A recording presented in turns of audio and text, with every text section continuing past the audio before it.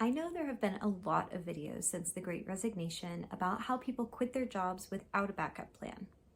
This is not one of those videos. This is not a Great Resignation story. This is a story about how I quit my retail pharmacist job 10 years ago and how I think that my reasons are just as valid now as they were back then, if not more so. While it's really interesting to hear about people quitting their jobs without a backup plan, I'm not sure how relatable it is.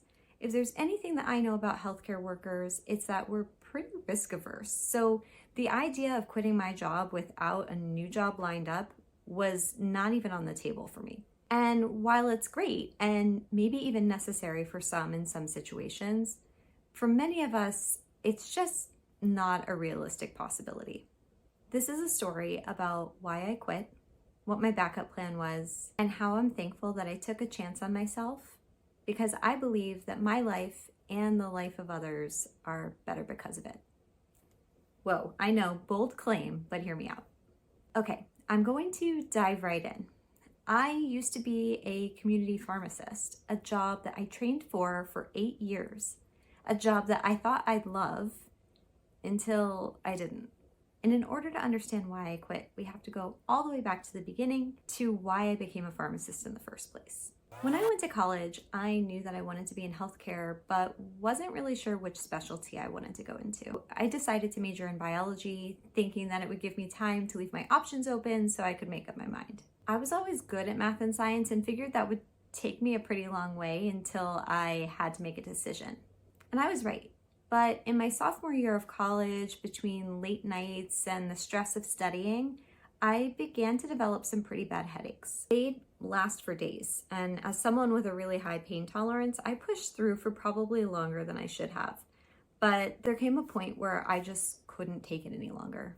I visited the student health department, saw a provider, and was written a prescription for something that I could take to make the pain go away when they came on. For all of you healthcare pros out there, it turns out that that medication was Imitrex, a fact that was explained to me by the dearest, sweetest pharmacist that I was introduced to at the student health pharmacy. It was really my first interaction with a pharmacist. She took her time with me, sat down with me in a consultation area, and answered all of my questions. Honestly, she just made me feel really comfortable in a scary situation. This was the first time I had ever really dealt with like a big health thing away from home. Not only was I totally impressed with the patients that the pharmacist had with me, but my interest had kind of been piqued about how this tiny pill could help with such massive pain that I was feeling. And from then on, I had made up my mind I was going into pharmacy. I would help others on their path to health. To have those conversations just as that pharmacist had with me. I wanted to educate and motivate patients, even through times when they were feeling scared or unsure. After my junior year of college, I got a job as a technician, and that fall, I applied early decision to Virginia Commonwealth University in Richmond, Virginia. During my years working as a technician and a pharmacy intern, I met a lot of pharmacists that had a lot of different opinions about the profession. Some loved it. Some made it no secret that they would never recommend it to anyone. Honestly, I took the more pessimistic opinions with a grain of salt, knowing it's a job. Most people think the grass is greener. The pharmacies I worked in were always busy, but I loved the work. And with the energy of a college student who was eager to learn anything and everything about their chosen profession, I was really good at it too. I never questioned my path into community pharmacy. It's funny because in school, community or retail pharmacy is sort of treated like the easy out. There's a lot of pressure to go to residency and do clinical specialties. For me, it just didn't make sense. Not only did community pharmacy have my heart, I'd been in a long distance relationship with my high school sweetheart through all of college and pharmacy school and was kind of ready to start our lives. Spoiler alert, after 8 years of long distance, I married that high school sweetheart and have 2 kids and a dog. Anyway, I started as a staff pharmacist in a local store and I loved it. I quickly made friends with the other pharmacists and built a rapport with the patients. It didn't take long to spot quite the pattern though. We were constantly understaffed and overworked, and I felt like I had less and less time to help patients the way I wanted to. I wanted to answer questions about shingles and help people with diabetes and help parents with their kids' newly diagnosed asthma. But instead, I was trying to avoid errors, even though we were hundreds of prescriptions behind, and the phone was ringing off the hook. And on my way home, I was crying in my car. I lasted only about 3 years after graduating pharmacy school. And it's crazy to think about because it felt like so much longer than that. But there I was, less than a handful of years in, already looking for something else. What? I had no idea. But I knew I couldn't take the stress of the job forever. And that was a particularly concerning thought because that had been my plan all along. I was going to work at that chain forever. But I also knew that very soon when we were ready to have kids, the schedule that I was working just wasn't going to work for me anymore. Nights, weekends, holidays, I was going to miss so much. I know it may seem absolutely crazy to leave a job that you've worked so hard for, especially those that are still in school or are early on in their careers. Especially when you were told all along in pharmacy school, and I assume this narrative exists in other specialties as well, that I only had two choices. There was community and there was hospital pharmacy. And you choose carefully because you're told that this decision is somewhat binding. Once you make that decision, there's very little going back. So what do you do when the expectations for the choice that you made don't match your reality? The expectation of helping patients and figuring out complicated cases actually take up the minority of your day. And the realities of administrative work and productivity metrics make it feel like there's a bunch of red tape in the way of doing the work that you actually trained for. In my case, I felt like the metrics I was being held to didn't actually equate to better patient care. And in the name of keeping the numbers up, my attention on patient care went down. One day, a woman came up to the consultation window at the pharmacy looking for a recommendation on an over-the-counter product.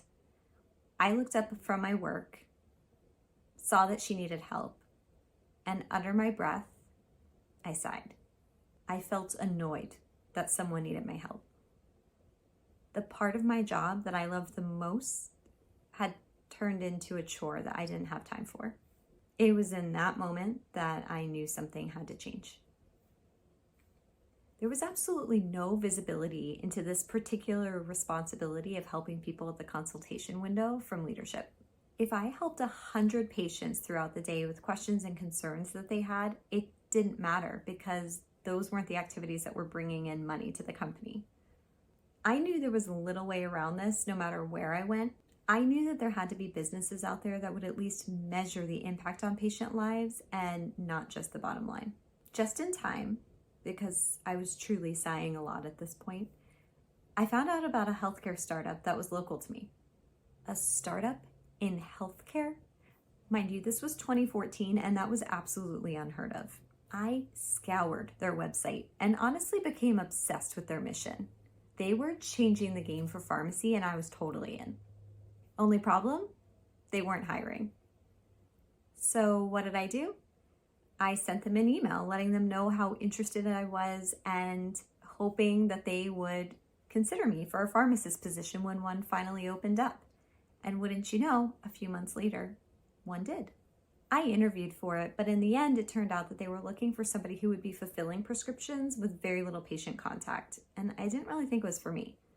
After my time in retail and realizing that working with patients directly was probably the exact thing that I needed to get me excited about work again, I let them know that it might not be the right fit and hoped that they'd give me a chance at another time.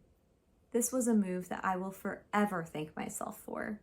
It was so scary to be so desperate to get out of a situation, but to turn something down knowing that it might not be the right opportunity at the right time. The best news of all was that they totally agreed. They also thought that I'd be better in a patient-facing position and told me that they'd let me know when something opened up. They were growing quickly and had a feeling that this would happen pretty soon. The moment I finally got the call was so incredible. But of course I played it cool because that's what you do when you get an offer. You never say yes on the spot. As much as I wanted this, I was also really scared. I bring this up because no matter what stage of life you're in, leaving a stable, high-paying job is freaking scary, and we need to normalize that. Add on to the stress. Even though this felt like a dream opportunity, Many months had passed since I first found out about the company, and I was now quite pregnant with my first child. We were considering moving out of the city and getting a bigger house. A lot was changing, and I wasn't sure if this was the best timing. But the truth is that you never know if you're ready for a big change. Sometimes you just have to take the leap. Okay, so back to the beginning of the video when I said that this story was more relevant than ever. What I was experiencing at that retail pharmacy job was burnout. I just didn't have the terminology for it at the time. I was working a ton of hours on my feet and barely getting a chance to have a meal, a snack, or even go to the bathroom. For a while, I thrived in the chaos, but after a while, it just started feeling unfulfilling and unsafe, to be honest. I imagine there are a lot of healthcare professionals out there who can relate because, if anything, conditions have really only gotten worse. Demands on healthcare professionals have only increased, and people are leaving their jobs in droves, and I don't blame them. I talk to a lot of clinicians that feel the pull to leave, but feel really stuck. They have student loans, and they don't want to leave a job that they spent so much time preparing for. It sort of feels like giving up.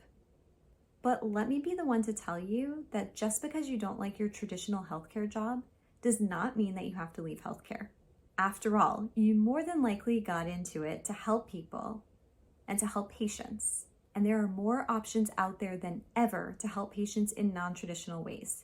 You are not stuck. If you don't believe me, take my experience as an example. What I didn't realize was that by taking this job, not only was I freeing myself from the burnout that I was feeling in my traditional pharmacy career, I was positioning myself to help a much larger patient population. And eventually, I would dive deep into a whole bunch of non-clinical careers that I didn't even know existed in healthcare. That story is in the next video, so I would love it if you would subscribe to hear more about life at an early stage startup and how it changed the way I saw my entire healthcare career. And the entire healthcare industry, for that matter. Thanks for watching, and I'll see you next time.